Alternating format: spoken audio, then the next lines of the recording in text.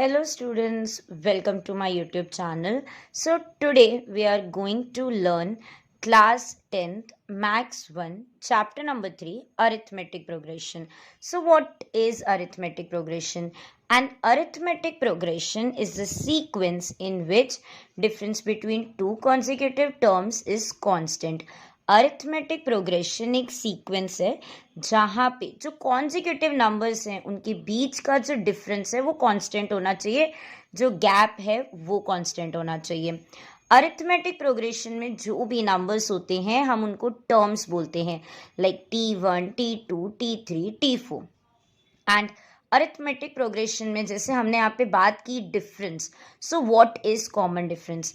If the difference between two consecutive terms is constant, अगर सारे numbers के बीच का जो गैप है, जो डिफरेंस है वो कांस्टेंट है, then it is called the common difference and it is denoted by D, small d.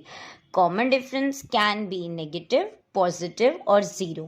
And then the next concept is first term. The first term is denoted by A. That means T1 is equal to A. Let's see an example. Following sequence is an AP or not? Question में हमें बताना है, एक sequence दिया हुआ है, हमें बताना है कि following sequence is an AP और नॉट। सो जो फर्स्ट नंबर है वो है T1. T1 is equal to 5, then T2 is equal to 12, T3 is equal to 19, T4 is equal to 26।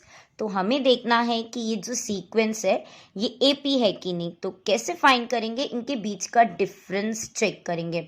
So first T2 minus T1. T2 is 12 minus 5, 7.